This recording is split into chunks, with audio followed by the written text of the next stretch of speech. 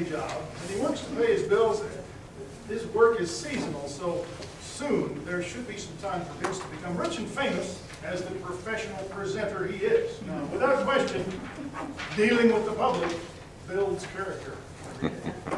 So to present the speech titled, A Reason to Study, let's welcome Vince Curran.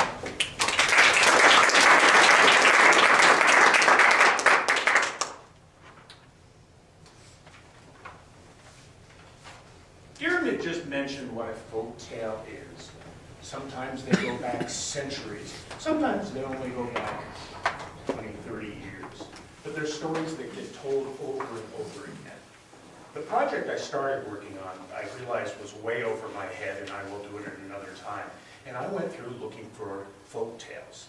The one I really wanted to tell was one from Colorado about these creatures and beings that somehow up in the mountains take rocks and push them down hills at you, at unwary travelers and things, which really means a lot to me driving back and forth in the mountains, because I know how dangerous rocks falling down the hill can be.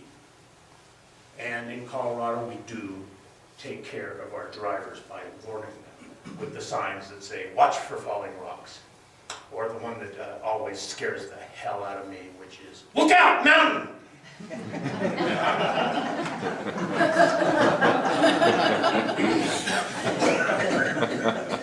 So if we can turn the lights down so I can tell this eerie tale.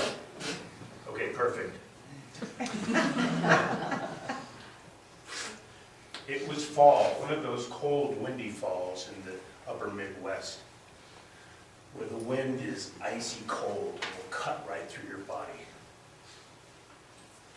She had been going to college at a school in Erie, Pennsylvania. It was one of those colleges all covered with ivy. And it was time for finals. I have to study. The test is at 9 a.m. tomorrow. Her roommate was going to go to sleep early, so she took all of her books and went down to a lounge which they had provided down in the basement. While she's in the basement studying, you could hear the wind rattling the windows. And even though you couldn't feel the cold, the sound of that wind sent a chill through your bones. But it was actually warm in there. And study she did. She learned and read, but she wasn't just going to get that MRS degree. She was going to get a good degree and move on. The studying went on and on. The lights seemed to dim. That wind still howled all through the building. You could almost feel the building shaking. But no, it wasn't really. It was just her perception of it, and how quiet it was in that basement by herself. Then she realized, my goodness, there's a very important book that I forgot. I left it up there. 2 o'clock, oh my goodness. She decided she better go get the book and went up the 3 flights of the stairs to the upper floor where her room was.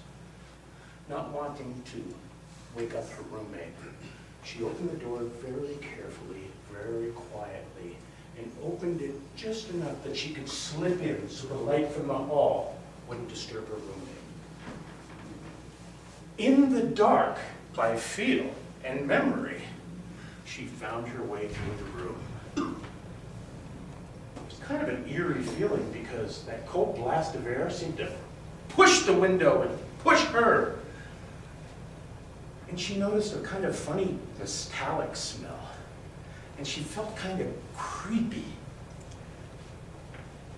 Like there was something malevolent kind of looking at her. As she felt around over on her bed, she found her book and picked it up. She could hear her roommate breathing heavily, as if she'd been running or something.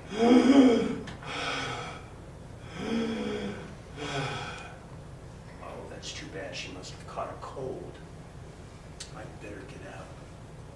As she's leaving, she heard drip, drip, drip. Oh, I'm gonna have to call management, get them to come up here and fix that faucet in the bathroom. It's so annoying, that drip all night long. She slipped out the door, closed it quietly, and went downstairs to study some more.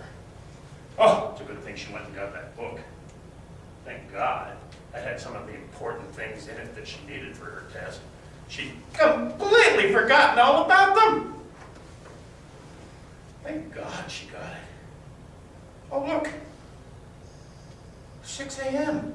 I think I'm ready. I'm going to go and catch a couple hours of sleep before the test. So she went back up the 3 floors. The sun was up and it was coming through the windows, and as she opened the door, quietly, so as not to wake up her roommate, she closed it behind her, and the room was filling with morning light.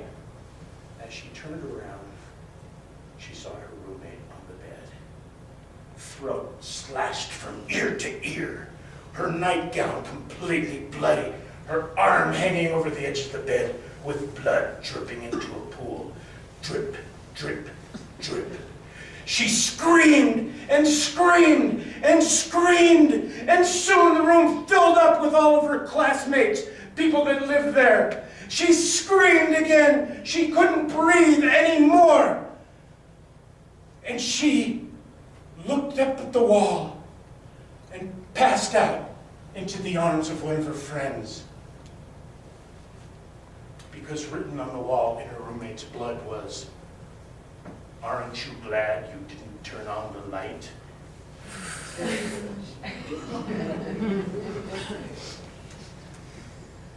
The police called it a suicide. I shouldn't have thrown that in. That's it, thank you.